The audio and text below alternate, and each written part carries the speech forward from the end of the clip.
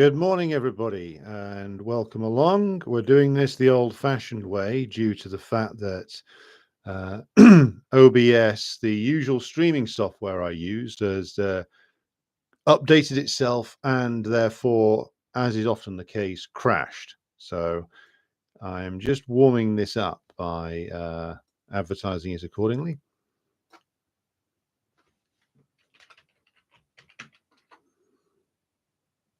Okay, here we go. So I'm just putting links in around the place. Right. Reason why we're coming to you a little bit early today is because I've had various different things shift around. So actually doing this first thing in the morning or mid-morning makes a little bit more sense rather than trying to fit it in later in the evening. So good evening to, or good morning to Peter in Perfidious Albion, Lee, CJ at 5 a.m. over there on the east coast of the continental United States, and DE in rainy Old Hampshire.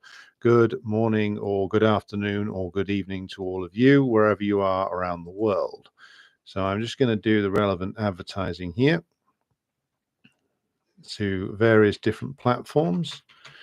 Today we're going to be covering the latest from the Ukraine scenario, particularly with regard to the various different elements that have emerged over the last few days, particularly the report in Germany that has come out from various former German diplomats and military figure that doesn't tell us anything that we didn't know already. In terms of, if you've been watching this channel for a while, you will have heard me talk about the various different attempts that US and British imperialism and the entire imperialist bloc would have made to sabotage any potential peace process between Russia and Ukraine. Now, what this report has done is confirm almost everything that we've talked about here on the channel over the past year. And so we're going to be talking about that first of all. Then a look at the vote in the British Parliament last night against, well, it was a Scottish National Party amendment to the King's Speech, if you will. And it was about trying to amend the British government's position to be in favour of a ceasefire. So the vote was 293 to 195 against amending the government's position, and we're going to be talking about why that was. And of course, the two things, Ukraine and Palestine, are intimately linked together. So going to be going into that as well. Now, first of all, let's talk about this report that has come out in Germany, or on the Brave New Europe website from an ex-German diplomat, a former Bundeswehr commander. And what they have done is compile everything that has been talked about basically for the last year or so with regard to the situation in Ukraine. And what I mean by that is that they have gone through all of the different elements that led up to the peace negotiations in March of 2022 and why those failed. Now, I find the report very useful in the sense that it brings together an awful lot of information that was previously separate.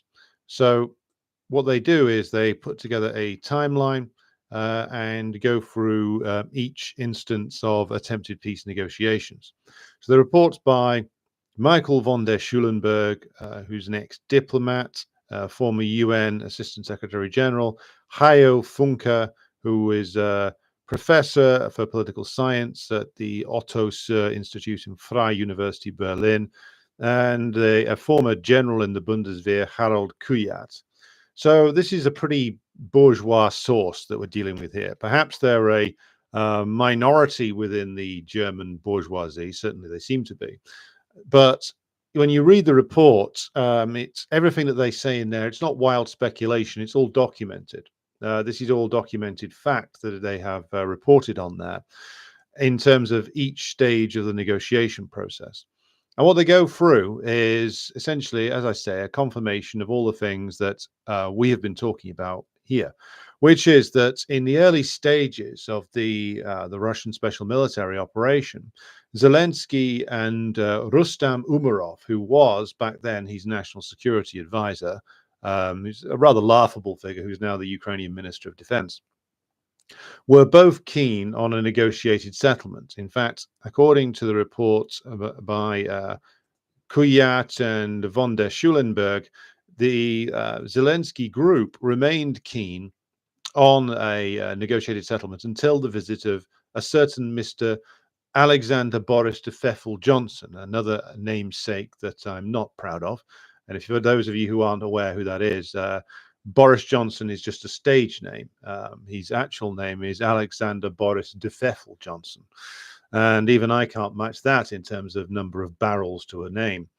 Now, what was actually going on in that early stage was that Zelensky, having been elected supposedly to end the war back in 2019, this is what he was talking about. And of course, we are all familiar, or many of you will be familiar, with the footage of him being essentially face down and humiliated by some Azov guys. The Azov lot and the other Banderists ran various different officials who Zelensky brought in with him out of the government by intimidation tactics. So from the earliest stage, like whatever Zelensky's actual attitude was on this, resolving the Donbass issue, and he made contradictory statements on it all the way along. Whatever seriousness he had there was, of course, counteracted by the fact that the only serious armed forces inside Ukraine, that is the people who can mobilize an armed group outside of the military and indeed inside of the military, are the fascists, the Banderists, whatever name you like to give them. And they, of course, were opposed to it. But then again, they were merely the frontline troops, shall we say, of the US imperialists. They're the shock troops on the ground.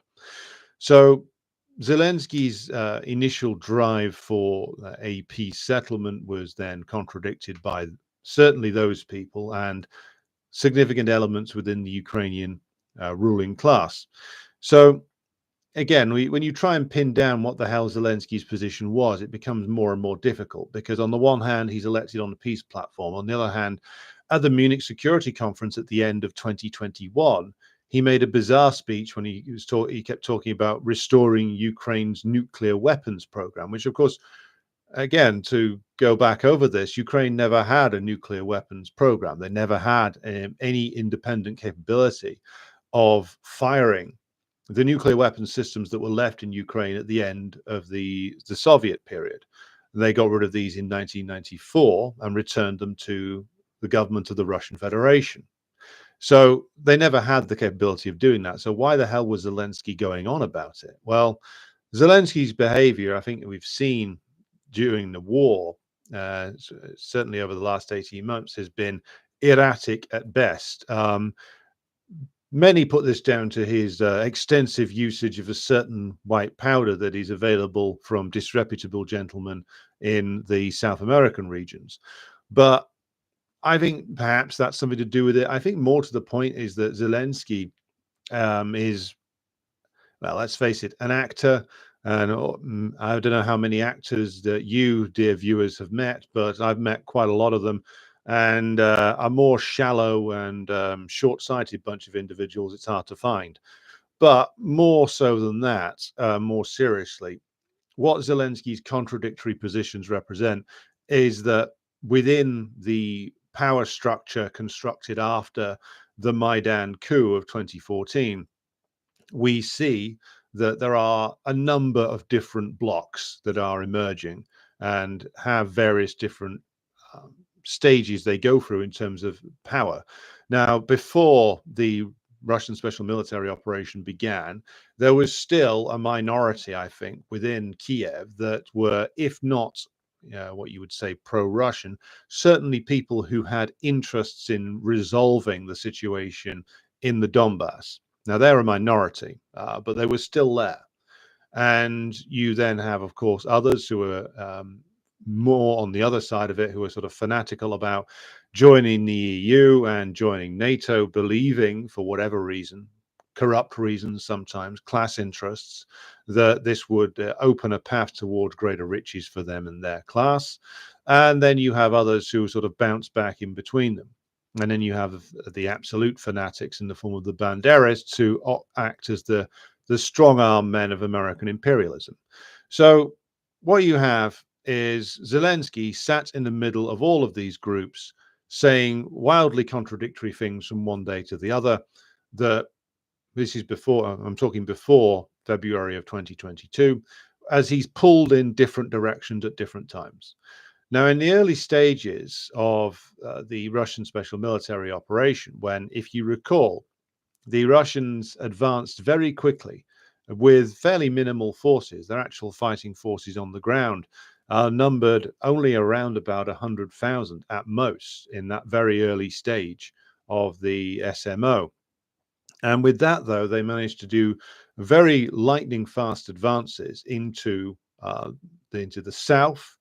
They pushed the Ukrainians back significantly in Lugansk, and they raced into Zaporozhye and Kherson region and made significant advances up around Kharkov and all the way down to Kiev. Now, this at the time was interpreted incorrectly, as the report makes clear, by the likes of Johnson in Britain and, well, Lloyd Austin, Tony Blinken, and others inside the US apparatus, along with the French and the Germans sort of tagging along behind them. And the whole prospect here of a negotiated peace rested upon Putin's tactics, or the Russian government's tactics, shall we say. And as the report makes clear, the Russian government's initial tactics were based upon the idea of a negotiated settlement. Now, how can we confirm this to be the case? If you look at the number of forces that the Russians had available to them, in terms of not just the actual fighting forces of the armed forces of the Russian Federation, but also the Donbass armed forces that have been formed over the previous 8 years of fighting. The actual number of troops that they had in the field came to around about 120,000. That was the around about 90,000 Russian regular army, and around about 30 odd thousand in the Lugansk and Donetsk militias. Now, that, of course, as you can find many military experts who will testify to this, that is not enough to conquer cities like Kiev, which consists of around about 3 million people, I believe, or did at the time anyway, since it has, of course, dramatically shrunk in terms of population. It's not enough to go all the way to the Polish border, certainly. 120,000 men stretched out across an area that is as large as Ukraine, which is, I believe, 4 times the size of the state of Texas. 120,000 men is not enough to cover that amount of territory. Even if the Ukrainian population is quite low, you would be stretched to absolute breaking point. So the alignment of forces that the Russian government had organized prior to the beginning of the special military operation and in its earliest phases was all about hitting the Ukrainians hard and fast, making rapid territorial gains, pressuring the Zelensky government into agreeing to negotiations, which was the tactic. The tactic was all about getting those negotiations and getting Zelensky to give up on the NATO membership objective. And in terms of the early days of the SMO, this tactic was being pursued successfully. And let's just revisit as to why the Russians were pursuing this tactic. Contrary to all of the propaganda that you find about the Russian government and Vladimir Putin, Putin as a manager of a government, and I have repeatedly made the case that what he is a very effective committee chairman and manager of various different factional groupings that you can find within the Russian government. A good account of these can be found in Professor Richard Sakwa's book, The Putin Paradox. I don't hold with Sakwa's liberal interpretations of these things, but in terms of research, the man is almost unrivaled in terms of an English language scholar on Russian political affairs post 1991. He's written many books with a great deal of useful information, and the Putin Paradox being one of the more recent ones. And the reason I recommend that is particularly for the chapter where Sakwa goes through the various different factions that are within the Russian government, from the pro US faction, which used to be a lot more strong than it is now, to the Eurasianists, to the Soviet revivalists, to the bizarre collection of sort of monarchist types that float around, all of whom have a presence within the hierarchy of the Russian state, and all of whom have to be taken seriously and brought to a consensus by Putin and Mishustin, the prime minister, and others such as Dmitry Medvedev, who now, of course, operates permanently as a very efficient telegram operator who trolls the West on an almost daily basis. But a consensus has to be pulled together from that group, within that group. And Putin's skill as a politician is that he is able to get these disparate elements within the system to actually come together to find a consensus. That is his skill. And it's a skill not many politicians actually have, which is why I think the obsession with Putin and the obsession with removing him from the imperialists is important to understand, because of course, their portrayal of him is ludicrous to the Western publics. It's all propaganda. It's all garbage. I mean, if they're not telling us that he's on the stage of conquering all of Europe, they're telling us he's actually been dead for 2 years, or he's in an insane asylum, or he has every different variety of cancer or dementia or everything else, all of which just seems to be a giant exercise in projection. But I think that the Western intelligence services probably do have a better understanding of the Russian system than their propaganda lets on. Their obsession with Putin and removing Putin and his system has always been about their assessment, and it's somewhat of a correct assessment from their point of view. Their assessment that Putin is very important in that he is the man who has successfully pulled these disparate elements within the Russian system together, having constructed this form of Bonapartism that exists in Russia. He is the central element to it, in that he is the one, along with probably others as well, but he's the most successful and the most able manager of that system. And so the American imperialists' military and intelligence assessment has been that if Putin can be pushed out of that system, then that system will fall apart and collapse into chaos. Now, I think that what has happened since the SMO is that has backfired spectacularly, and I think that the assessment itself isn't entirely wrong, but I think it's slightly outdated. I think that the system now is probably I wouldn't say that if Putin disappeared tomorrow it wouldn't cause problems, but it's strengthened itself over the years. I think if you'd have removed Putin in 2008, say, if Putin had disappeared then, if they'd been successful, for instance, in their Georgian gambit, all those years, 15 years ago in the Caucasus, then he'd have gone then there might have been a major crisis in Russia. But I think ever since then, what you've actually seen is the Putin system let's say it's a system in which he is central to, has strengthened itself. But the intelligence assessment is, and this is where we get to the motivations here, that if they could remove him somehow, then either the whole system would fall apart, or they could cut a deal with the West, pro-US, more comprador faction that still existed within the Putin system up to March of 2022, personified by a man who is now fled to Israel. I'm not sure if he's still there, Anatoly Chubais, who was given a non-job by Putin as climate change envoy. If you want to find out who's got a job which isn't matching the job description, i.e. somebody who's been given either a non-job or whose actual job is something different entirely, look for who the climate change envoys are. They're usually in charge of handing out corporate welfare, but often it's a non-job that's being given to somebody to essentially keep them in the tent.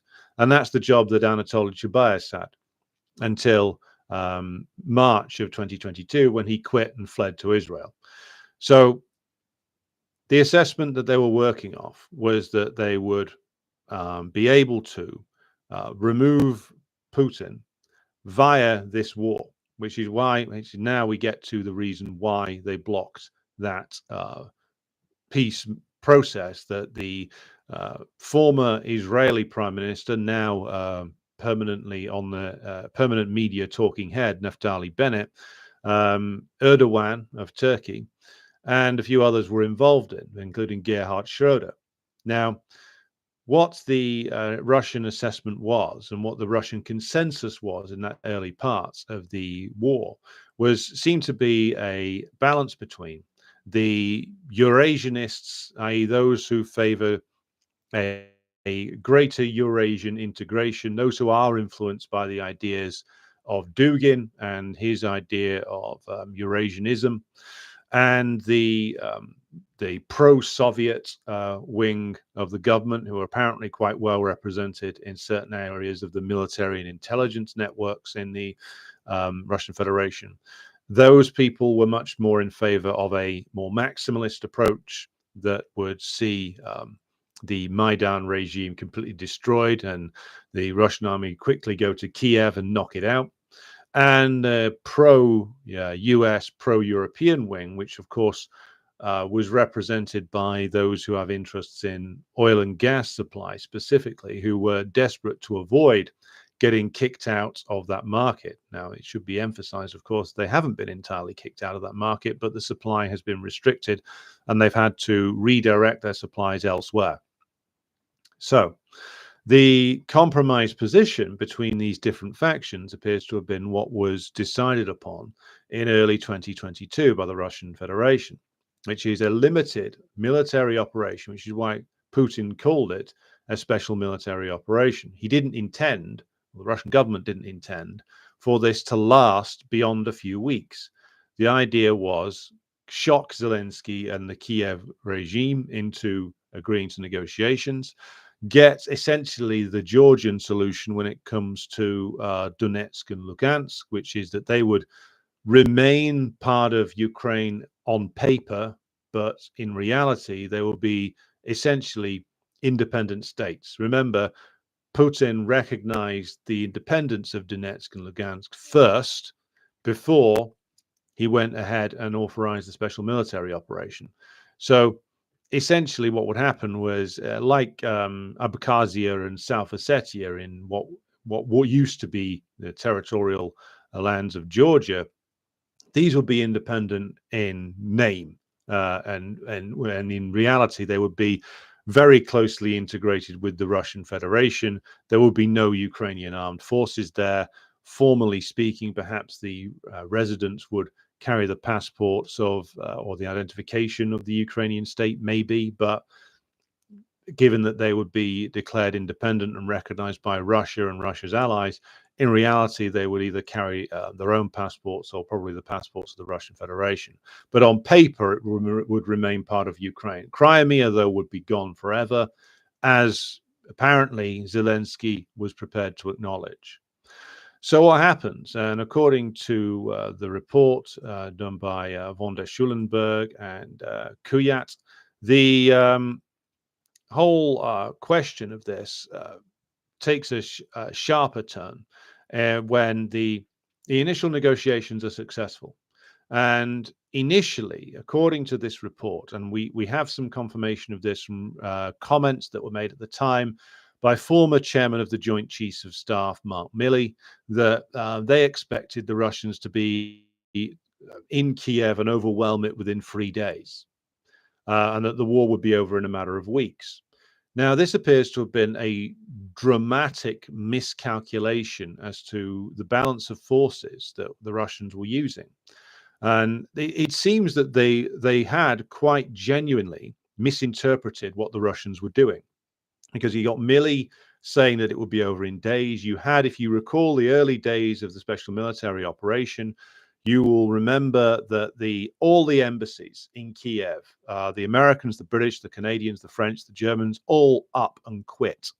Apparently the head of German external intelligence was in Kiev when, if you remember, the Russians did a dramatic paratrooper landing at Gostomel Air Base in just outside of Kiev, and the German intelligence men were caught almost literally with their pants down and had to jump into a car and drive incredibly fast for the Polish border, because they didn't expect it to actually happen.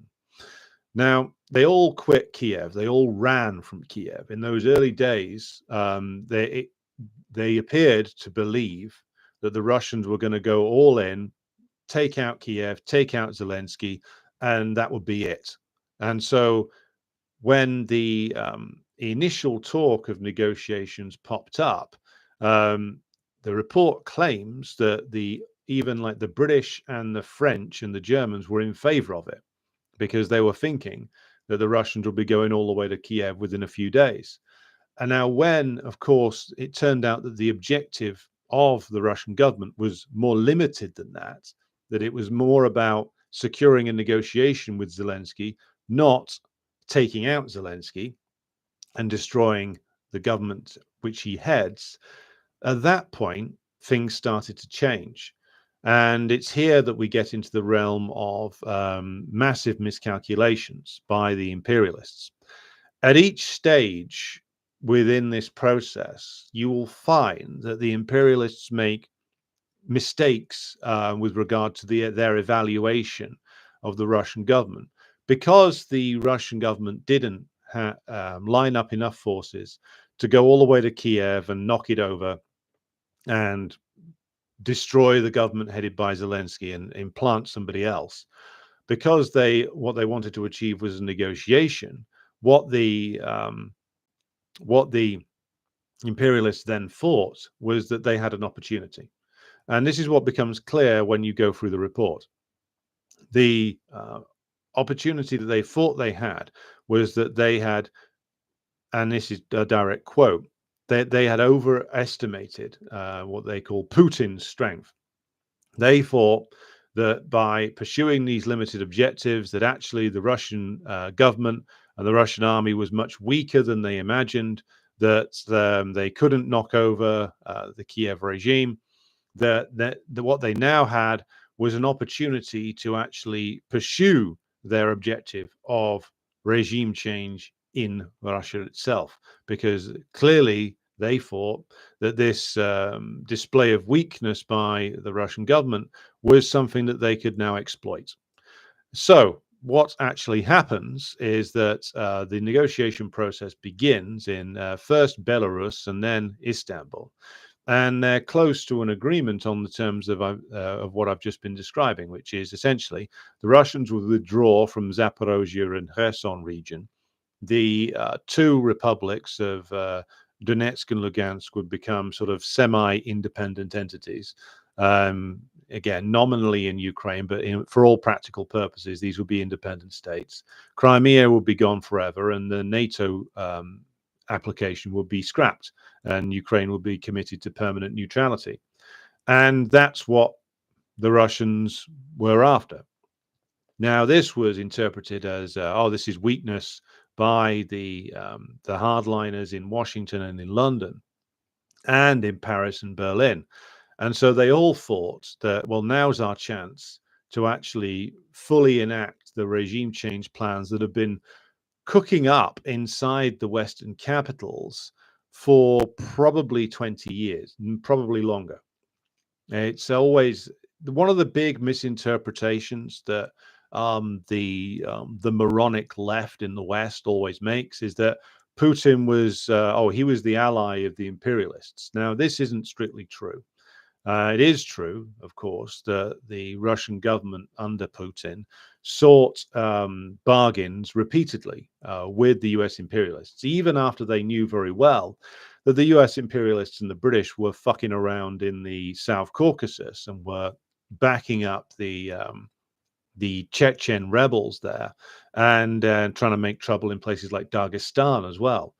So Putin knows that very well. He's mentioned it on numerous occasions, but because, of course, he's the leader of capitalist Russia, he's seeking to secure markets for Russian energy and boost the Russian budget accordingly. And so he wants to make a deal in those early stages. It would be wrong, though, to ever have described him as a stooge of imperialism, which some in the Western left do, or an ally of imperialism. I think he tried in the very early stages to make Russia an ally of the United States, and more particularly, I think the plan was to make Russia an ally of Germany and therefore integrate Russia into the European space. Now, this, of course, takes us into the question of how much autonomy the European states actually have, and we'll come back to that in just a moment. But it's clear that the American imperialists and their British allies came to the conclusion that now was the time to strike. And we should, of course, recall that the entire purpose of this whole operation, going back to the days of the so-called Orange Revolution 20 years ago, is to use Ukraine to create problems inside Russia and to therefore destroy not just the Putin government, but the system over which he has presided for almost a quarter of a century now. And that's been the plan all the way along, because fundamentally, even with the Yeltsin Comprador clique running things in the 90s, the US and the British imperialists didn't feel like they had got enough out of Russia. They felt like there was a bit of a missed opportunity for them to further weaken the Russian Federation during the Yeltsin period. And we also need to factor into this that Yeltsin's effective power was pretty much done by mid 1999. The reason why he went early was essentially, I would argue, the cumulative effect of the 1998 capitalist crisis in Russia, which I've talked about before in the episode you can find on YouTube entitled The 30-Year Crisis. The combined effect of that destroyed Yeltsin's authority. He'd been forced to accept a coalition government, including the KPRF, for a while at least, under Primakov. The Kosovo War was a major blow to Yeltsin's stature because he capitulated and sold out the Yugoslavs, sold out Milosevic to the imperialists, to the consternation, particularly of the military and intelligence men, which of course causes the run of the Russian military to Pristina airport in Kosovo to try and secure it before the NATO forces arrived.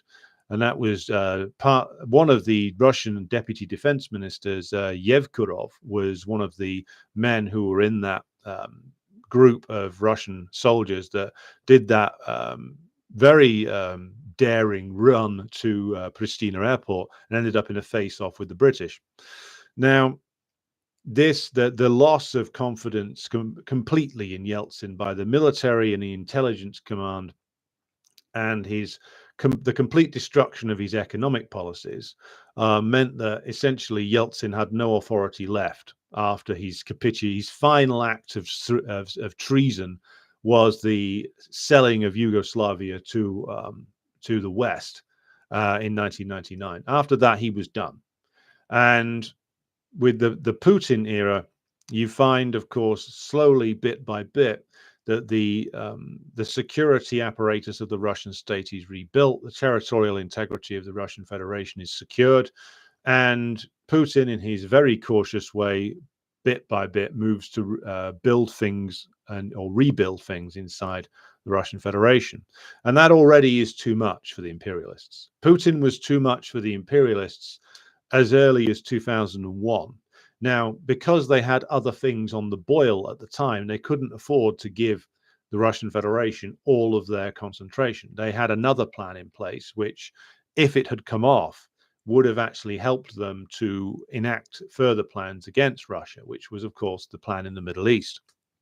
And if they had secured what they wanted there, which was the complete domination of the oil production, which would have meant basically the total control over Iraq. The original plan, of course, was to secure control over the oil reserves of Iran via the imposition of either a puppet regime, or, if the wilder ideas in Washington had come off, some sort of invasion, though I will argue again that that was impossible for them even 20 years ago. But they clearly had an idea that they could secure at least a puppet regime in Tehran. Control Syria, of course, that was part of the original idea. On the original list was, of course, Libya, which they did in 2011, Somalia for strategic purposes and control of shipping lanes, and, of course, Lebanon as well, to destroy Hezbollah. So if they'd have secured what they were after there, and it was an ambitious plan, which was to essentially control most of North Africa. Bear in mind, they already had the Mubarak puppet state of Egypt in their column.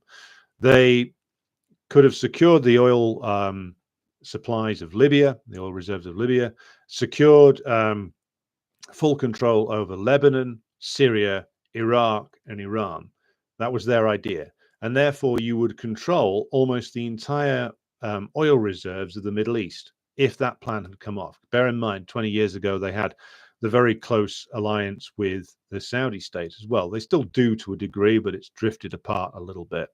So that's the idea. And if they'd have secured that, that would have been the overwhelming majority of, like, the Middle Eastern oil fields under their control. So that would have meant essentially that they would have been able to press down upon the oil price in a way that would have been much more effective than the rather lame sanctions regime that they've been trying over the past year or so, which would have given them a great deal of leverage over the Russian Federation that they do not enjoy now. Of course, thanks to the resistance efforts of the Iraqis, and thanks to the fact that the Americans couldn't ever pin down the Taliban in Afghanistan, and thanks to the fact that the Syrian government forces and Hezbollah resisted the destruction of the Syrian state, all of these plans in the end were reduced to ashes at great cost, it must be said. But it must also be emphasized that the resistance movements in Afghanistan, Iraq, and the resistance of the Syrian government ultimately did succeed in destroying American aggression there, or at least severely setting it back. So this plan, which, again, if they'd have managed to dominate what is in effect West Asia, from Libya all the way through to Iran, that would have been an enormous boost to the strategic position of American imperialism, but also to underpin the profitability of American imperialism. A gigantic orgy of looting going all the way across North Africa and all the way through West Asia.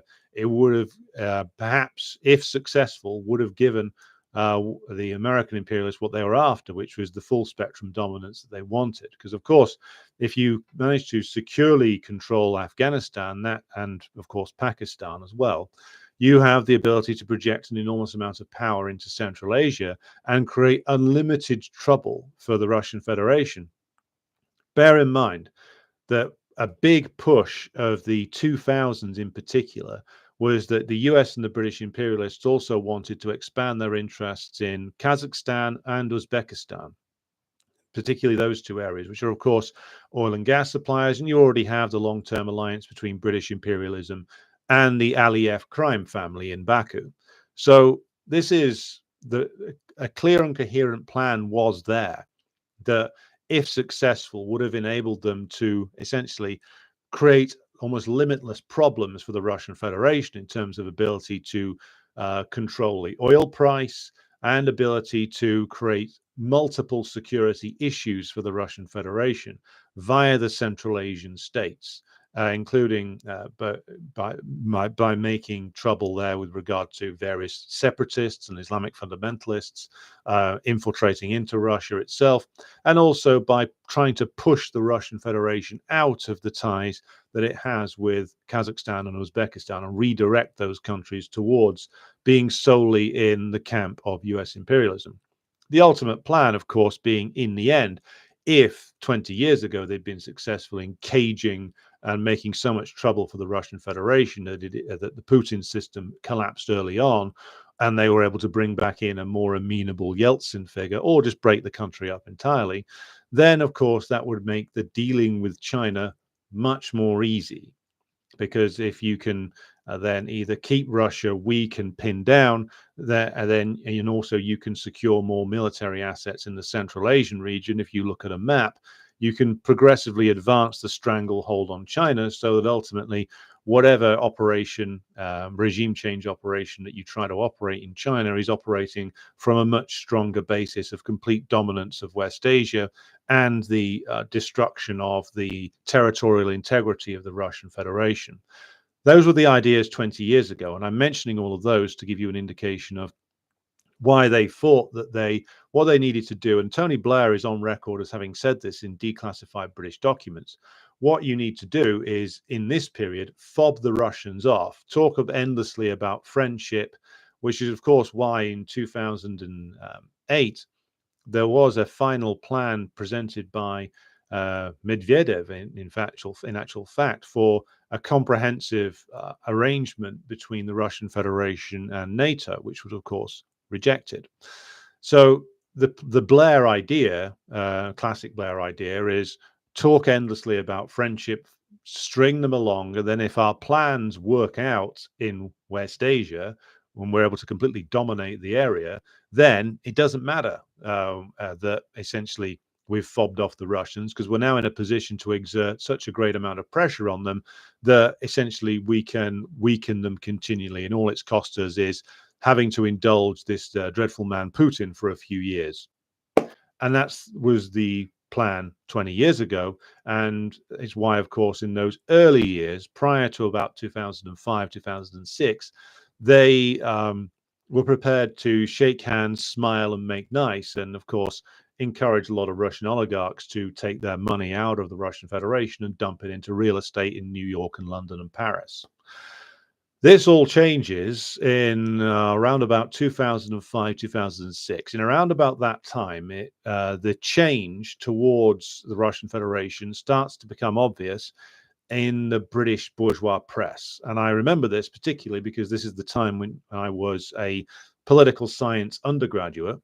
And I was actually, as part of my course, I had to do international relations modules.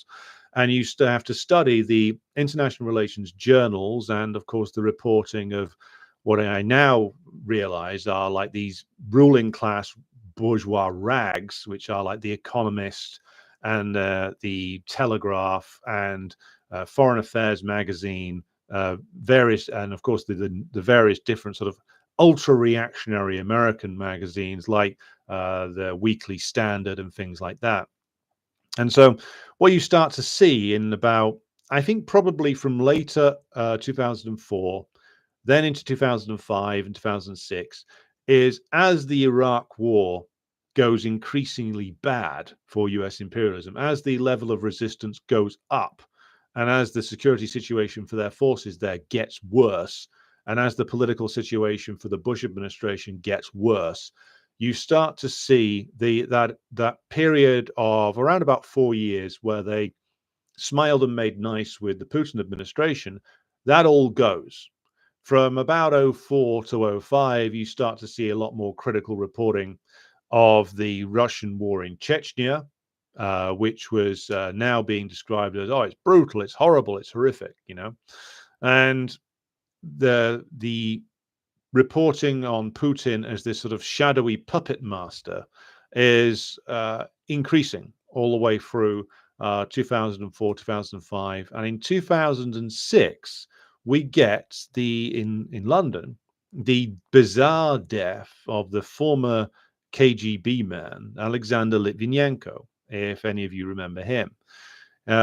Reportedly, and now this looks very dubious, poisoned by somebody called Andrei Lugovoy, putting polonium in his tea, which I think is an utterly bizarre way of killing anybody. And the strange death of Litvinenko, which I've only looked into briefly, is important because it marks a turning point in the way that the British bourgeois press talk about the Russian Federation. And it's at that point that you start to see more and more relentlessly hostile reporting on the figure of Putin. Because by 2006, what's happened? The plans in the Middle East have all gone wrong.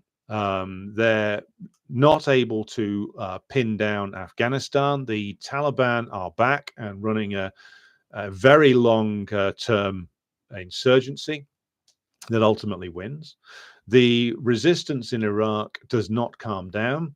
Their plans to roll into Syria and roll immediately or try to stage some kind of regime change operation in Iran haven't come together. Their plan to aggressively go after other areas in the Middle East haven't gone together either. And in the middle of 2006, what do you get? You get a US-sponsored Israeli attempt to take out Hezbollah going wrong, and them having to scuttle back to occupied Palestine in a humiliated fashion. So all of this means that the plan for full spectrum dominance has been blown up. It's gone wrong. It's not working. And for that reason, they need to recalculate. And so what do you see then? Well, I mean, they'd engaged in the regime change operation in Ukraine in 03 to 04 through the Orange Revolution. But by then, it was obvious that Yushchenko had been a bad bet. He wasn't doing what they wanted to do. Yes, he was bringing back Banderism, and he was indulging in all kinds of like fascist revivalism. But what they needed from him, he hadn't delivered upon. Not enough, anyway. And of course, he was fading in popularity and was ultimately going to lose the next presidential election. So they needed to recalculate. What do? They bring in, again, this is back in 03, 04. You get the so-called Rose Revolution in, of course, Georgia. And who do they bring in? The unstable maniac Mikhail Saakashvili. And the war in South Ossetia in later 08 was a product of the slow change in policy, or not so slow change in policy in actual fact, in the imperialist bloc, which is particularly in the United States and in Britain. They thought, well, Middle East is essentially not going quite the way we wanted it to go, so we need to now essentially recalculate. And one of the ways we do that is, of course, we continue the plan that's been moving forward relentlessly anyway, which is using NATO expansion to destabilize the Russian Federation. Georgia is the dry run, effectively, for what will be done in Ukraine. And then that goes wrong because, of course, Saakashvili took them too literally when he thought that they would ride to his rescue. They were never going to, of course. What he was supposed to do was create continual problems in South Ossetia, but not go for the all-out war that he ended up launching. And that, of course, goes wrong, and ultimately South Ossetia is lost along with Abkhazia. But that was very much the sort of pivot point. That's the point where the policy starts to flow in a different direction, and the urgency and the hysteria around the figure of Putin becomes ever more intense after 2008, because, of course, what happens in 2008, it's the gigantic financial crisis in the US and in Britain. So not only by 2008 have their dreams in West Asia gone wrong, and of course, their dream of pushing Russia out of Central Asia has also gone wrong because they can't even control Afghanistan properly. The gigantic recession makes the point ever more urgent that they have to try somehow to secure the collapse of the Putin system. inside Russia in order to actually be able to unrestrictedly loot it to the point of destruction, and of course put themselves in an advantageous position vis-a-vis China. Now, all of this is very relevant because what we're talking about here, when we to bring it back up to date again with the war in Ukraine, is that the urgency of the situation facing the imperialist bloc is very important to understand, because all of their plans 20 years ago went wrong. That's why, and this is the point I want to get across, their hostility towards Putin becomes ever more frenzied as their plans go wrong and their system lurches into a greater and greater crisis. You get to the point where they are needing urgently the removal of the Putin system and the unrestricted ability to loot everything inside the Russian Federation. And this is something which unites, of course, the United States itself, but it, of course, brings along with it the British imperialists. But it also applies to the French and the Germans. Now, recently, Scholz, this sort of clownish figure, came out and said that, well, we need to buy energy off the Russians, but the best way to do that is to be able to remove Putin, and then we can buy energy off the Russians again. This was the big idea. And so if you go back and look at the report, you can see that the French and the Germans are as on board with the plans for waging this via Ukraine, of course, this war against the Russians, and looking at this in terms of an opportunity to secure regime change inside the Russian Federation. Now, the talk before early 2022 was that the French and the Germans weren't as keen, but it turns out that they were. They were, under Macron and Scholz, just as keen on regime change because they needed it too. Their systems are in crisis as well.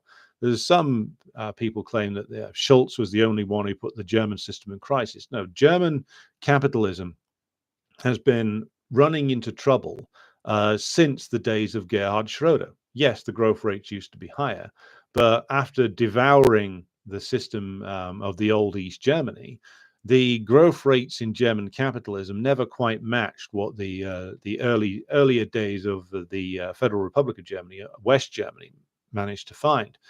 And German capitalism has been, of course, relentlessly withdrawing the concessions that were made to the old West German working class system prior to reunification. And if you, and I'm hoping to get German comrades on the program soon to talk about this, and if you look at it, a relentless class war and a downward pressure on the living standards of the German working class has existed now for over 15 years, possibly longer. And of course, you've had deindustrialization in Germany going on for over 20 years, with more and more component parts of German manufactured goods being made not just in China, but elsewhere in Southeast Asia.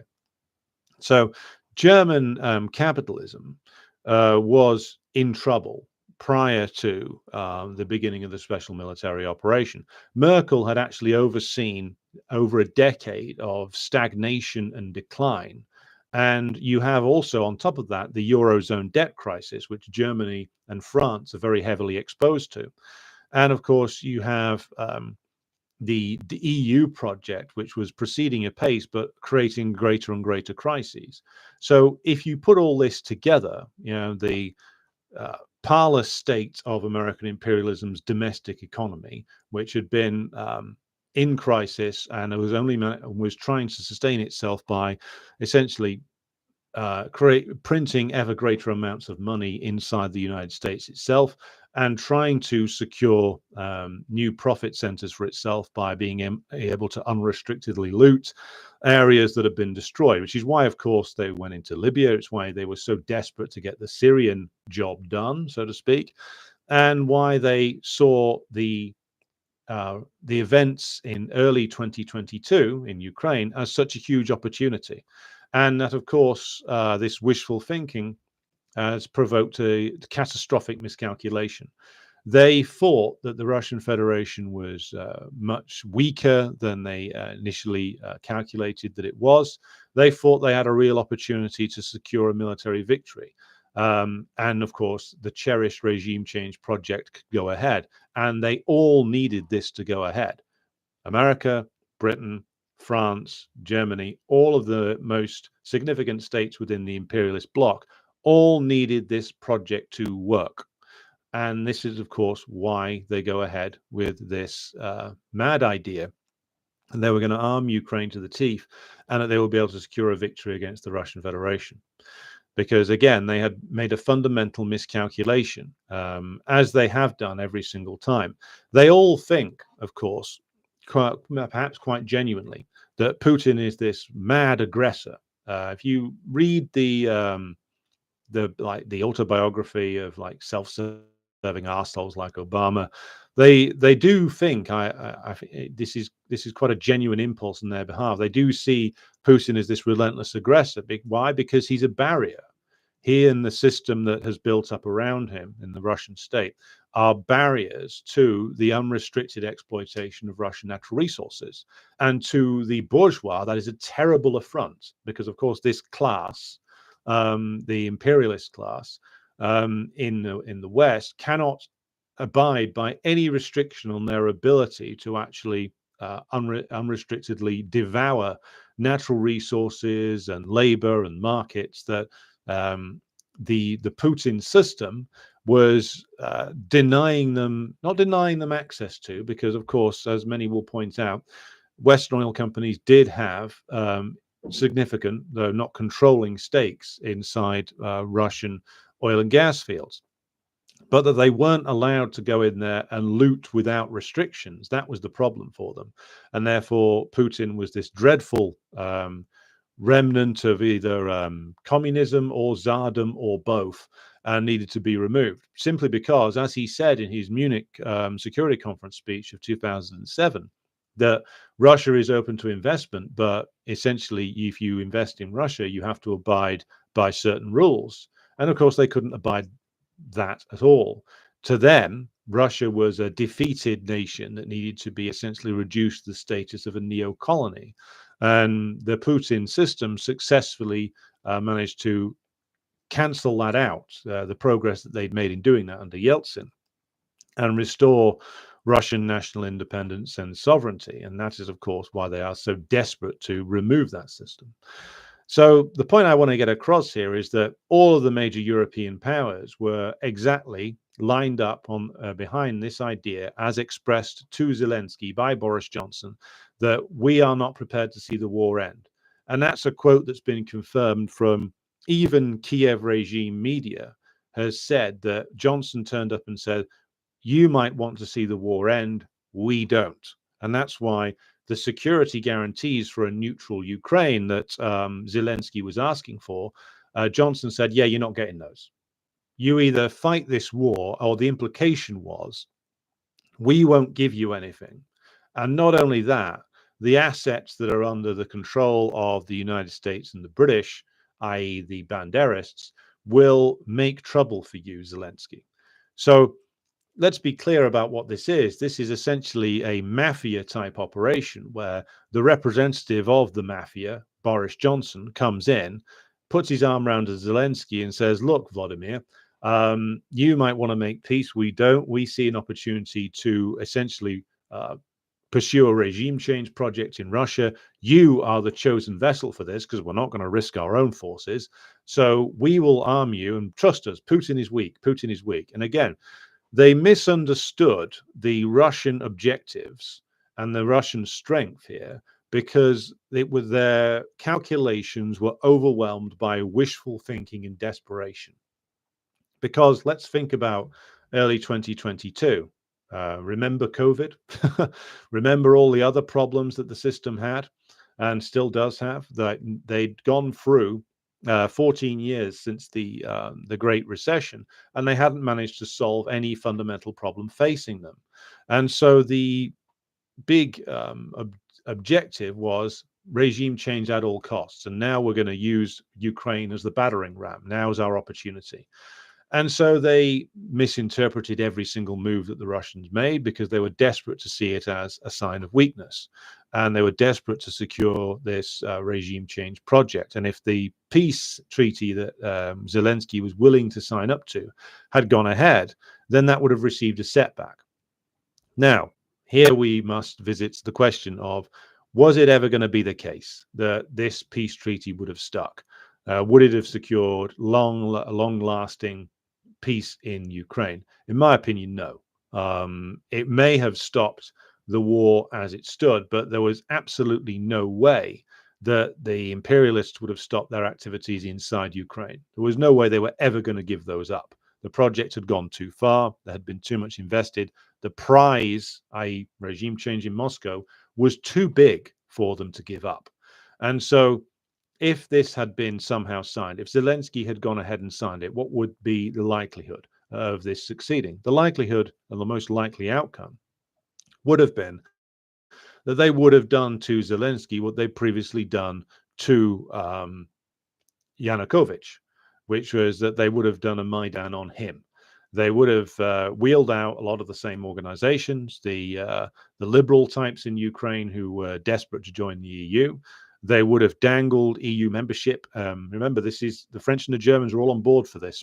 So they would have dangled EU membership in return for taking more aggressive actions against Russian influence. They would have done everything they possibly could to destabilize Zelensky, maybe bringing back someone like Poroshenko or finding somebody else, maybe Arestovich, who knows, who would have come in and acted as the great liberator of Ukraine, who is going to take back the Donbass. So there will be some who argue that this peace treaty would have meant a comprehensive settlement for Ukraine and the end to the machinations there. In my opinion, that is not correct. The crisis of imperialism dictates that they needed to continue this project in Ukraine. And remember, Ukraine's army grew at the same rate as the Western armies. The British and the French and the German armies actually declined in power and in numbers over the years.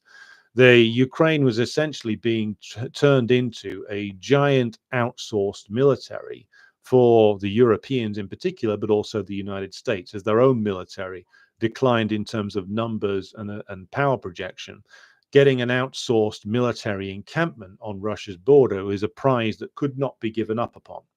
So even if Zelensky had signed this, and even if this had stuck, the project in Ukraine would have continued, because the interests of imperialism dictate that it has to continue.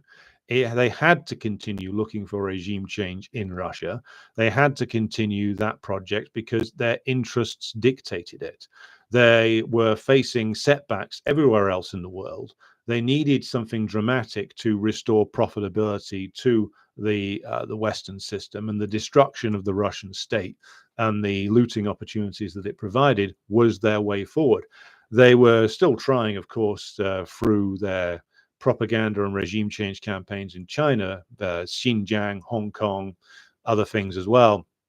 But this was not going particularly well. Russia was regarded, and still is regarded to a certain extent, as the easier nut to crack here, and therefore was going to be the first option. So this potential peace settlement, it may have stopped the current version of the war.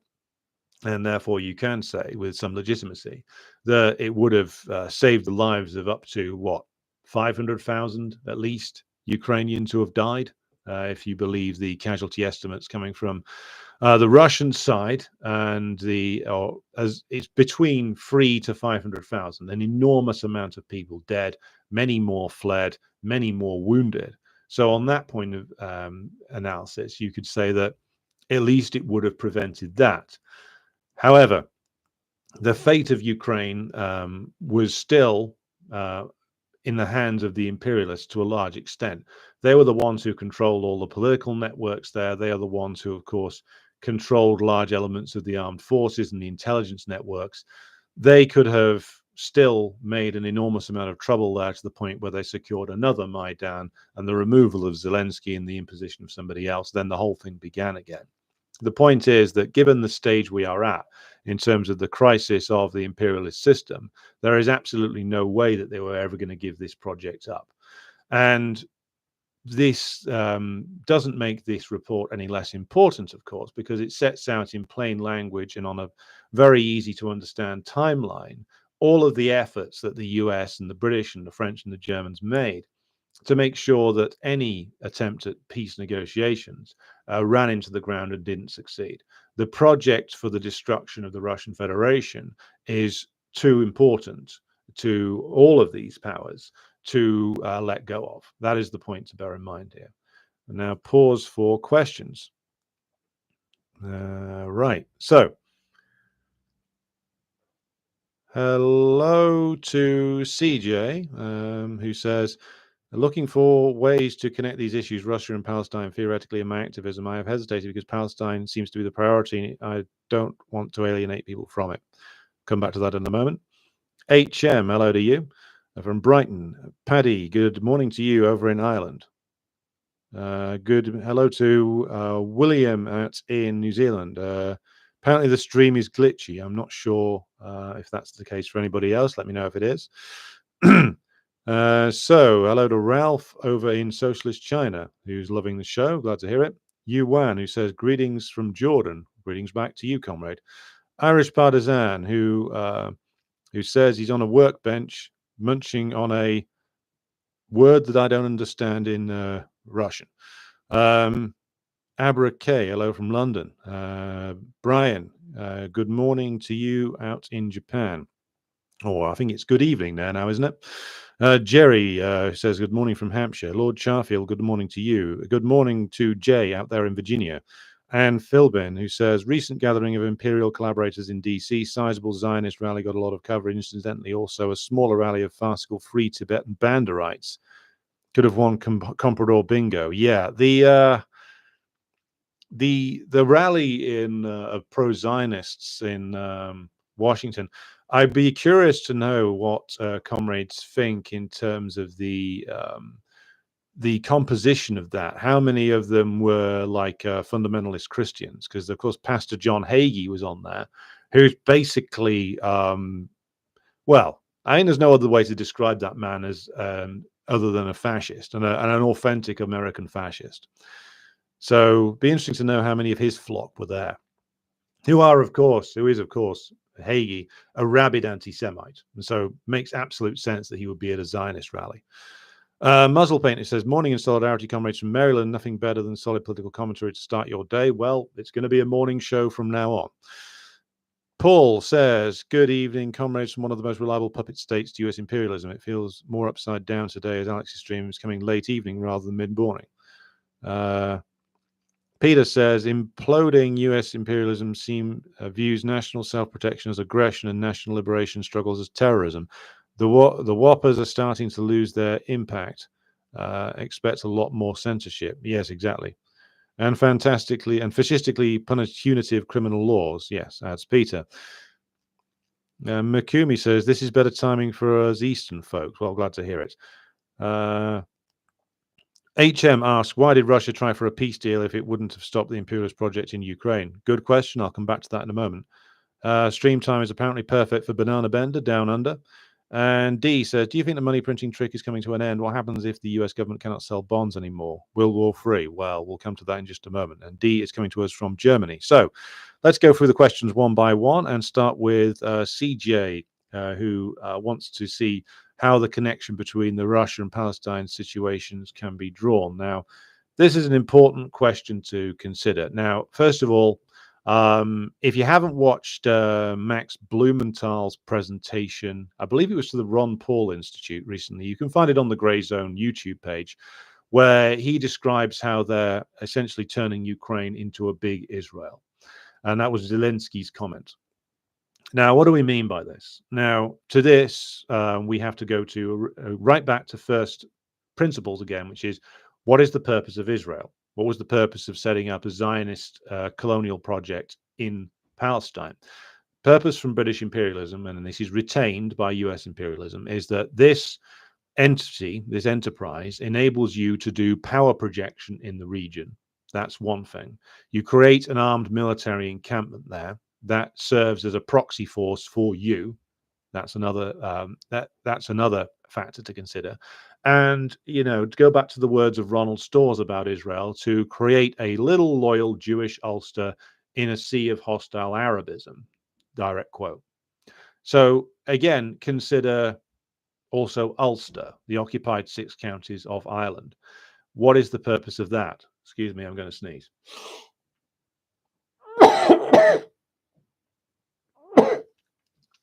Right, that's what you get for doing snuff in the morning.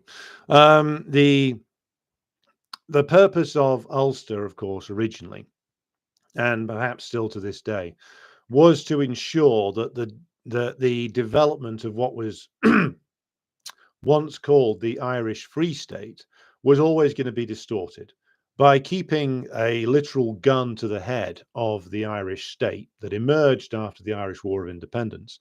And this gun, of course, is in the form of direct British military occupation of the 6 counties that are called Ulster. You are always able to convey a threat to the Dublin government, even if that government were to consist of Irish nationalists or even socialist elements somehow in the future. You would always have the option presented by the large-scale British military presence in the occupied 6 counties that there would be the threat of a military intervention if the Irish government pursued to independent a line. So that is, of course, one purpose of an Ulster type situation. The other purpose, of course, is that to use the occupied 6 counties as our example here. The other purpose of this is that the presence of the deliberately divided communities in Ulster between loyalist and republican, or if you want to use religious shorthand, which is how it was always presented to us in the British bourgeois press, Protestant and Catholic, though of course those divided lines are often false and a very inaccurate way of reading the conflict. You create a statelet that is based upon the systematic repression and the denial of rights to the minority, though in the case of the Catholic population of the north in Ireland, it was always not a small minority, but a sizable minority, now perhaps even going towards being the majority. But by gerrymandering and systematically denying them political rights, often persecuting them out of employment, shutting them out of various industries, what you do is you create a situation of permanent suppression and, of course, permanent conflict. And you use that situation, this sectarian statelet in the north of Ireland, with the suppression of nearly half the population by imperialism, by its proxy force, which is, of course, the loyalist element and the loyalist establishment over there. You create a situation whereby you have a permanent source of instability inside the island of Ireland. And that is crucial to understand the tactics here of British imperialism. By creating this source of permanent instability, by creating a situation whereby the minority population is permanently persecuted, you also, of course, inflame the anger of the population of the South. I'm talking about the immediate post-independence period here. And so you manage to, by creating that statelet, you manage to create a situation where the situation in the South is unstable, where there's a lot of people who are very angry about the settlement and the partition of Ireland. And by keeping the population there suppressed and subject to persecution based on religion, based on the denial of the Irish language, based on also relentless political persecution, all the things I've just outlined, you create a situation where you have a state that is in the form of the Irish Free State / Irish Republic, where it's permanently weak, where you already control its economy. So therefore, that's why, of course, Ireland sees deindustrialization after independence, because the only thing the imperialists will pay them to do is, of course, be an agricultural supplier to 100 years ago to the British mainland. And So with this combination of political and military pressure you create by having that occupied north, the destabilizing effect that that regime has both on the population and on the Irish government, and the ability to hold a gun to the head of an Irish government, both literally through military force and figuratively through economic pressure, you create a situation where you may have given up the independence to the south, but by the control of that colonial outpost in the north and your economic pressure, you're able to effectively control the development of the supposedly independent Republic of Ireland, even up to the current present day. Of course, though, Ireland, the Irish capitalist class now, is more controlled by American and European capitalism to a degree, but with British imperialism still occupying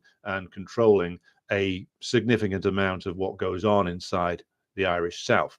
I go into those details because that's what's necessary for us to understand Israel, and because the Storrs' line is not an accident, because all the effects that the occupied north has on the development, the distortion of the development of the Irish Free State / Irish Republic, all of those lessons are learned by the British and by the American imperialists when it comes to Palestine.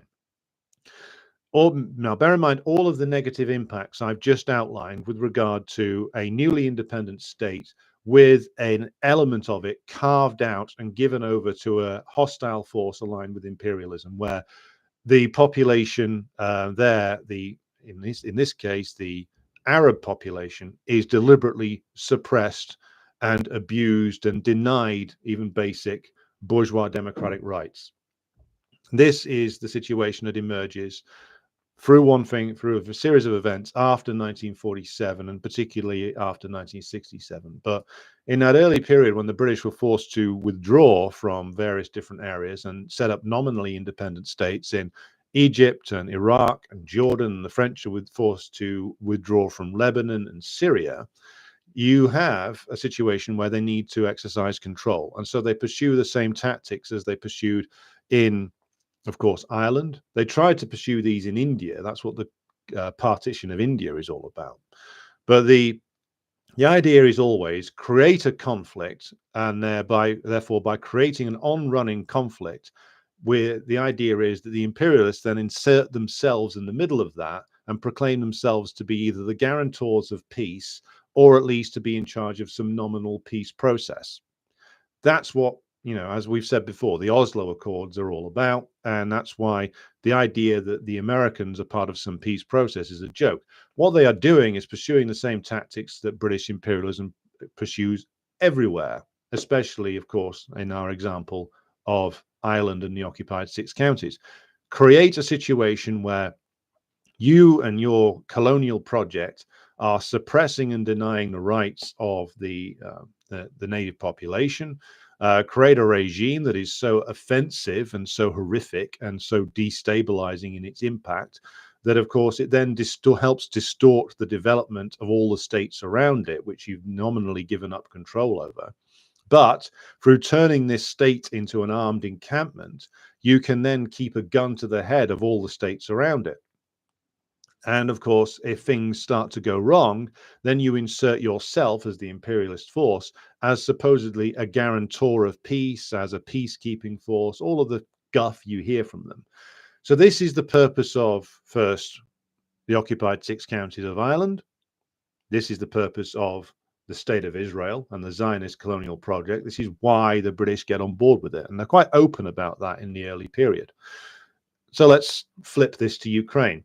Why is Ukraine a big Israel? It's because Ukraine is being used in exactly the same way. The conflict and the war on the Russian-speaking areas is no accident. It is not just a byproduct of what was done in 2004 and then again in 2014 with the creation of the Maidan regime. Bear in mind also this is the similar tactics were tried to be used in the Caucasus. It didn't really work out there due to the fact the Russians won the war and were able to suppress it. But what do you have in Ukraine that makes it such an appealing target for this tactic? It's precisely the presence of the Russian-speaking minority, and or in fact, the Russian-speaking element in Ukraine is actually the majority, because almost all of them spoke Russian, and still do. If you look at the videos coming out of Ukrainians who are often arguing with each other, even in the Ukrainian Rada, for instance, where you see videos come out where Ukrainian deputies are arguing with each other, they'll start arguing in Ukrainian, but when they get angry, they just flip to Russian because they don't have the words to be able to express themselves in Ukrainian. So what you have there is the elevation into power after 2014 of what is essentially a minority in Ukraine, which was always a minority in Ukraine, which is, of course, the Banderists, and more specifically, the Western Ukrainian overtly fascist elements come to power, of course, headed by people like Poroshenko and various others who are all, of course, born in the Soviet Union, all, of course, speak Russian as their first language, but who are, of course, members of various bourgeois cliques who are more than prepared to be of service to imperialism due to the degenerate nature of the Ukrainian ruling class. The idea is that you build this statelet around, again, it's very similar to Zionism, completely false constructions. There's no historical basis for this form of Banderism other than it being a creation of various different imperialist projects, be it the originally Austro-Hungarian, or in the later period, Germanic. German imperialism sponsored Semyon Petlura over 100 years ago, the vile reactionary regime that organized some of the biggest pogroms of the Ukrainian Jewish population. Was sponsored by German imperialism in the period immediately after the Bolshevik Revolution and World War I. Even the symbolism of Ukrainian fascism all comes from being directly imported from German fascism. And all of these guys were sponsored by German imperialism all the way through the 30s, as was our old friend Trotsky, by the way. But the point about it is that this was always a false creation. It is not organic. It is something which was imported by successive imperialist states and then picked up by US and British imperialism and fostered deliberately. Inside, of course, Canada, which brings us back to our old friend Yaroslav Hunka. Why is he in Canada? Because there was thousands of them taken there to create networks that would then be used to exercise influence inside Ukraine, carry out covert operations, etc., and after the collapse of the Soviet Union, to import back into Ukraine wholesale. Point about this is 2014 is about putting in place a regime which is going to create conflict in the East. It is its whole purpose from the point of view of imperialism is creating the situation in the east of Ukraine that will enable them to ultimately create a problem for the Russian government. So the war that emerged in 2014, ideally for the imperialists, they would have wanted the Ukrainians to wrap that up quicker than they were able to. The ideal scenario for them would have been to control Donbass, but also to have the fascists in Kiev to create a regime of such brutal and punitive nature that it resembled the regime that the Israeli occupiers have built inside the West Bank, for instance. And so if you look at what the Israeli forces do on the West Bank, so you have like checkpoints which stop Palestinians going onto one side of the road. You have checkpoints in like tiny alleyways in like Jerusalem, which control which bits Palestinians can walk down and which bits they can't. You have, of course, pogroms repeatedly and land seizures and all of those things. All of that was going to be, in fact, to a certain extent, had already been transported over to what was Eastern Ukraine. what they would have done is, trying to stamp out or Ukrainize the Russian population. And if they couldn't do that, then you would have probably seen the emergence of like almost an apartheid type system in Donbass, trying to weed out, systematically harass and humiliate the Russian population. The purposes of doing that, of course, are to create conflict, to create a situation whereby you got increased political tensions inside the Russian Federation itself, because they would be able to see what is happening to their people who they consider and who consider themselves to be far more Russian than they ever were Ukrainian. And you will be able to use, as the imperialists intended to, that situation to create a problem inside the Russian Federation itself. And that was the idea. And of course, if you managed to get your hands on Crimea, then you could more easily control the Black Sea area, because, of course, you then have the ability to station NATO naval assets inside what had previously been the Russian bases in Crimea. So all of that taken together is the purpose of the Ukraine project. It's directly inspired by Israel, which was directly inspired by Ulster. And all of this connects together because this is the tactics that the US imperialists, taking their cue from Britain, always pursue, to create these situations, to draw upon or dwell, to jam a metaphorical crowbar into the fissures of any society, to elevate a minority within a particular country, to put them in power and have them institute a vicious regime of brutal reaction upon either the majority or a part of the majority, to divide and subdivide again the opposition to yourself, to create ethnic tensions, to divide any potential opposition, and to ultimately to create problems inside the Russian Federation, to destabilize it, and to, of course, fund every group under the sun they could possibly find in Russia to capitalize upon the problems they were creating in Ukraine. This is the way to draw this picture for people. The regime in Israel is a pure creation of British and American imperialism. What it did, of course, draws from other areas, most specifically the occupied 6 counties of Ireland, and to a large degree, the apartheid regime in South Africa.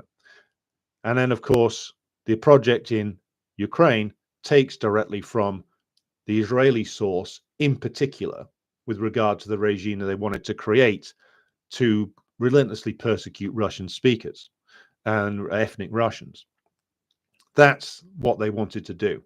And that's why when Zelensky calls Ukraine a big Israel, that's what, well, I don't know whether he knows that's what he's talking about, but that's what his handlers mean.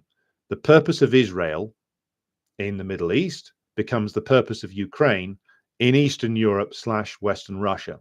And that is the way to draw the connections here. It's all part of the same imperialist tactics that have been used again and again and again. And if we go back to, again, explaining why the imperialists are so desperate to have this project come off, it is because of the depth of the crisis of the system. They need the Russian state destroyed. They need its ability to exert basic sovereignty and independence removed. They need unrestricted access to all of its natural resources. And if they can't get it through the imposition of a sort of Yeltsin Part 2, they will get it via the breakup of the country. That's the plan. And it all comes from the long-term crisis of imperialism. Now, many people may resist that, but we have to explain it to them that the tactics pursued in Ukraine are very similar to the tactics pursued in Israel, very similar to the historic tactics of British imperialism, and all coming from the same, of course, root cause. So I'll pause now for further questions. Right, where are we now? So we got HM who says, why did Russia try for a peace deal if it wouldn't have stopped the imperialist project in Ukraine?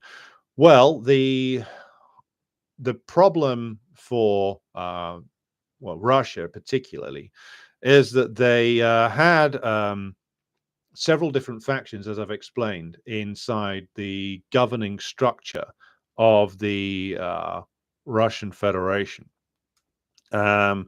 This is a um, problem that has, of course, been there for a long time. It was a problem that was there even under the Soviet Union. You had a comprador element emerge inside the Soviet structure, which remained there all the way through the Yeltsin period, especially, but remained there into the Putin period. And these characters, this layer in Russia, were very influential up to quite recently. They've lost an awful lot of influence since the special military operation began, which is why everybody from the communists to the Eurasianists and the people who follow Dugin's philosophy are all unified around the idea that the special military operation is a pivot point for the development of the Russian Federation, that the pro-Western element gets weakened. The reason why the Russian government position was to go for a ceasefire was because at that time, that element that wanted to not lose the very profitable European market, to keep Russia essentially as a raw material supplier to Europe, that element was still very strong inside the Kremlin up to last year. The perverse outcome of the machinations inside the European Union and the NATO bloc is that this element that was their strongest ally inside the Russian Federation, this element has now been destroyed, or at least it's been severely weakened. It can't pop its head out anymore. And the level of duplicity and the level of aggression that has been revealed towards the Russian Federation mean that this comprador element now can't openly make its case inside the Russian Federation. And this report just confirms all the things that we in the anti-imperialist camp, all the things that actual Marxist-Leninists have said about this crisis since the beginning. And it's what makes, of course, the Greek Communist Party so wrong, is that Russian imperialism is not a thing. It is not a factor because it's not something that is real. It's something that is cooked up inside the imaginations of false Marxists. Because if Russia was an actual imperialist power, then the policy that they would have pursued in early 2022 would have been the exact opposite of what they did. They would have gone all in and tried to swallow all of Ukraine. The actual objectives were incredibly limited. It was limited to essentially Putin having to respond to the pressure on him from the communists and the nationalists around Donbass, and having to sort of get that out of Ukrainian influence and to resolve that particular contradiction. But the other thing, of course, to go back to what I was just saying about the purpose of Ukraine and the purpose of the Western project there, the likelihood is that the problem would have reemerged in Kharkov, Zaporozhye, Kherson. They would have created a similar regime down there in the end to de-Russify the area, and they would have created as many problems as they could have done down there, even if the Lugansk and Donetsk would have gone their own way. They would have found other ways to pursue this project one way or another, because the priorities of imperialism are too strong.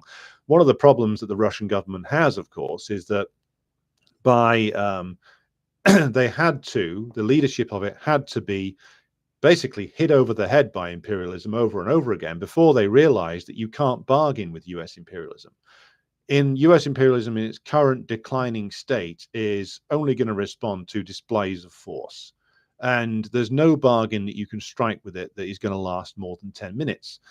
And this is also true of the Europeans. The Russians, the Russian government and the ruling circles there actually thought that they were dealing with an autonomous group in the form of the European ruling classes, particularly the Germans and the French.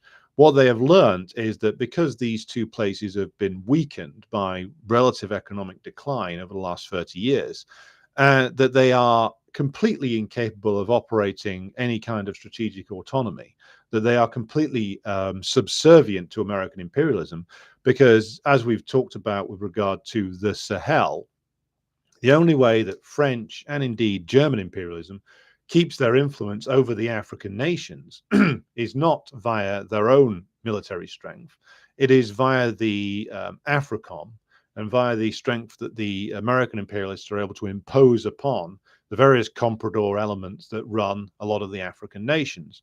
And that's why, of course, it is so significant that what's happened in in recent days with the success of the Malian counteroffensive, shall we say, in northern Mali, taking back large areas from the jihadist organizations, the Salafist organizations that emerged there 10 years ago, actually longer than 10 years ago, 12 years ago, after the fall of Libya, then you can see that the whole reason for the deployment of French forces there turned out to, of course, been to keep and American forces, to keep the Malian, Burkinabe, and Nigerian governments weak and unable to exercise control over their own territory. Because as soon as they got rid of them, as soon as they got rid of French and American military influence, or weakened it significantly, they were able and started coordinating their efforts to defeat the Salafist organizations themselves, with assistance, of course, from the Russian Federation to some degree. They were able to actually come to a point where they could start to defeat these organizations. So, I mean, we'll come back to that tomorrow, because we've been going about an hour and a half now. And I wanted to focus mainly on this report into the events in Ukraine. But this is, when it comes to come back to HM's question, the peace deal was a reflection of two things. It was a reflection of the fact that the pro-European, or should we say, the elements within the Russian system that were drawing a lot of profit from their trade in oil and gas with Europe, those elements were strong enough to insist or to water down the military and intelligence faction inside the Russian Federation. Their plans for a more maximalist approach were to knock out the Kiev regime, were diluted by the pro-European element. And that is, of course, you might regard that correctly as self-defeating, but ultimately that was what the original compromise position of the Russian government was, which is why both the communists and the nationalists were getting so mad about the negotiations in March of 2022, because the Russian government was going for the minimum possible objectives, which was they were going to keep Crimea no matter what, and that Donetsk and Lugansk were going to be sort of pseudo-independent entities, albeit not recognized by anybody other than Russia and the DPRK in Syria. So the contradictions there are a reflection of the weaknesses inside the Russian system, weaknesses which have now been essentially overcome by the very intransigence and aggression of the imperialists themselves, forcing change inside the Russian Federation. You notice that the Russian Federation is now more and more trying to lean on the Soviet legacy. They weren't, even as relatively late as like 2018-19. You were still getting comments from Zakharova and others damning Stalin. Zakharova said that Stalin deserved a lower place in hell than Hitler at one stage. And go back earlier, you still had Medvedev and Putin doing like performative expressions of remorse over like the fraud of the Katyn massacre, which was actually a massacre carried out by the Nazis that was then blamed by first the Nazis themselves and then later by CIA and MI6 propagandists and Polish nationalist propagandists on the Soviet forces, when in actual fact all the evidence points towards the Nazis. And you got Putin and Medvedev going and laying wreaths there and saying how it was a reflection of the horrors of communism. Now, with the change in political circumstances inside the Russian Federation itself, you have Putin, Medvedev, Zakharova, and everybody else saying that they now completely defend the legacy of the Soviet victories in the Great Patriotic War. I mean, to a certain extent, they brought this back anyway, but they were still pumping the anti-Stalin narrative Now you have more statues of Stalin going up across the Russian Federation than at any time since the 1940s. Now you might say, well, what does a statue mean? Well, the amount of statues that get pulled down in Ukraine should tell you what it means, which is that the view of the Soviet period inside the Russian Federation itself is becoming more and more favorable. It was never unfavorable in large areas of the working class, but in terms of the Soviet period, it's become more and more popular, and thus the Putin government leaning into this is more and more saying that, well, drawing upon its legitimacy to legitimize themselves. And so the Russian government moves from a position where it was wildly anti-communist 20 years ago to a point now where they're having to make more and more compromises with the program of the Communist Party of the Russian Federation. Putin and his government have stolen quite a number of policies from the KPRF, which of course the KPRF point out all the time. They're not implementing them in the way that they would, but they're being forced to move more and more towards a state planned economy. And that's a slow process that's been going on since 2014. And so we're going to see the Soviet period become more and more redeemed in the official line of the Russian government, which of course is all a byproduct of the special military operation and the intransigence of the imperialists. You end up with all of their allies in the comprador anti-communist cliques inside the Russian Federation itself being marginalized and discarded because they're associated with not just the Yeltsin period, but also external aggressive imperialist actors who want to destroy the Russian Federation and are quite open in their intentions in doing so. Right. D says, do you think the money printing trick is coming to an end? Well, it'll have to in the end. What happens when the US government cannot sell bonds anymore? Well, what happens when the US government can't raise money for its adventures around the world anymore by selling dollar bonds? Essentially, well, that will trigger a gigantic class war to be waged upon the American worker. And this will be combined, of course, with attempts at aggressive imperialist acts, particularly in Central and Southern America and in the Caribbean. So let's headline with that. But it would also mean a full-on war against like the American working class. So we could expect, for instance, there's the long-term plan that they want to privatize and ultimately destroy the social security system. We could think about something like that, perhaps. Though this, of course, would be tremendously difficult and would trigger responses from the American working class, with the potential for the American ruling class to be defeated there.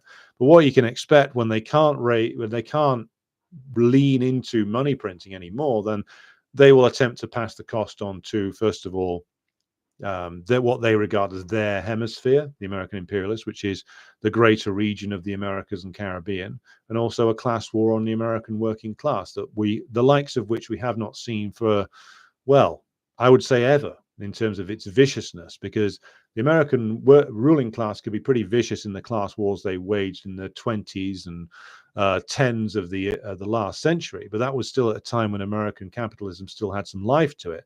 Now they're trying to urgently reestablish the profitability of the system and recover from a giant crisis that has damaged their standing all over the world. They will have no choice but to wage war on the American worker, which will, of course, then provoke a massive escalation in the class war inside the United States, which is, of course, something that communists must be aware of and be ready for, because suddenly all of the assumptions that even the upper layers of the American working class had about the benefits they might have once gained from the system will all be washed away, or they will all be under threat all at the same time, because the American ruling class will have no choice but either violent external aggression and, of course, massive internal repression, a massive internal class war.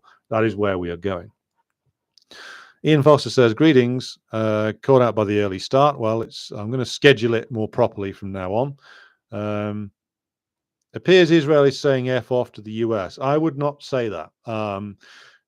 What you're seeing in these apparent rows between the Israelis and the US are not really rows at all.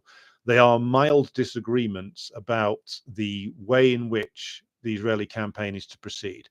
You will see that, of course, the American imperialists continue, and the British and the French continue the non-stop supply of ammunition to Israel.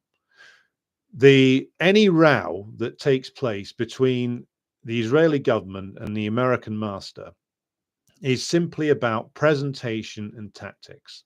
The American imperialists would prefer that the Israelis go slower and also allow more humanitarian aid in. They would prefer that, but they're not going to insist on it. And they would prefer that the PR war be handled better.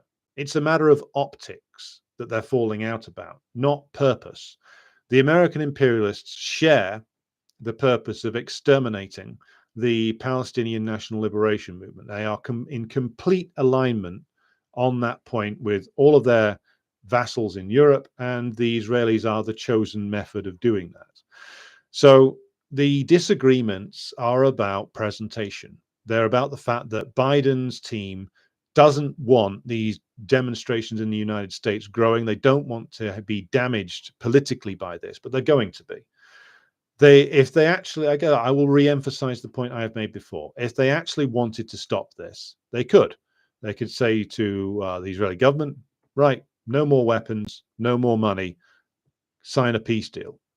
Of course, with all the interests American imperialism has of retaining their Israeli military outpost, they're not going to do that. And Netanyahu and the others in Tel Aviv know that, which is why they're toing and froing and arguing with the American imperialists, because Netanyahu in particular, understands the relationship with the United States better than any other Israeli politician.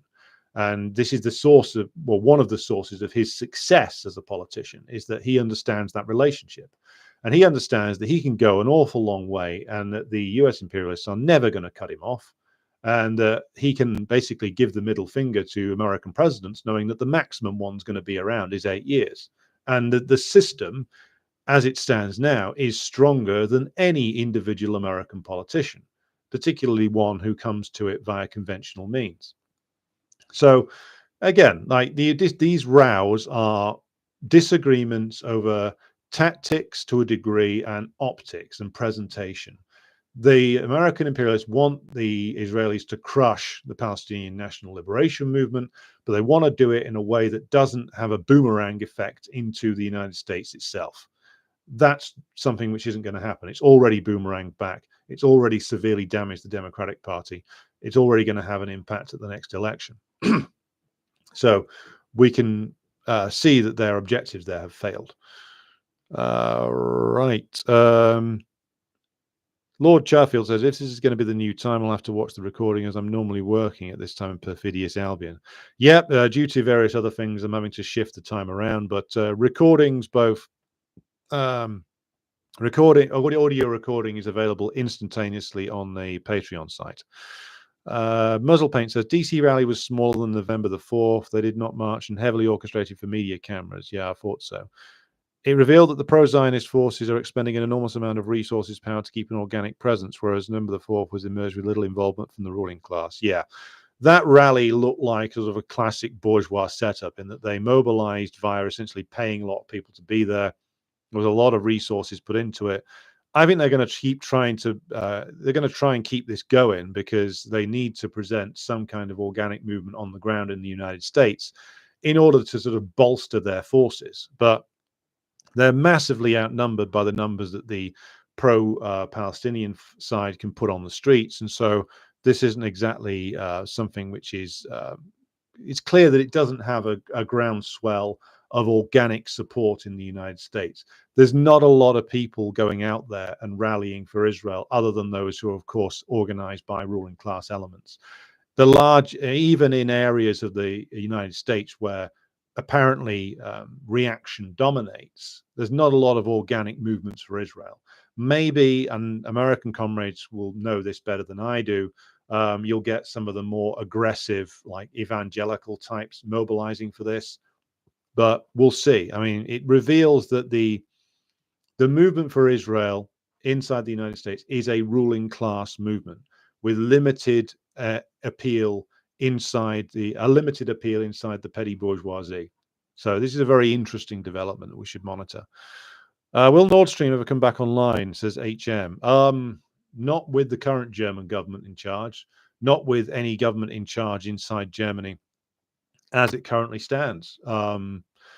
There's a fair chance, given the intimate involvement of Scholz and Baerbock and other leaders of the German government with the plan for the war on Russia, then there's a fair chance that Scholz knew what the imperialists were planning to do to the Nord Stream pipeline, and that he was actually quite happy to see it blown up, because there would have been pressure on him to reopen it from the German capitalist class. I mean, I still am of the opinion, despite the reporting of Hirsch, the British government had far more to do with the blowing up of the Nord Stream pipeline than the US were, simply because the US likes to, if it can, operate behind proxies. So I certainly don't believe that some Ukrainian colonel was behind it.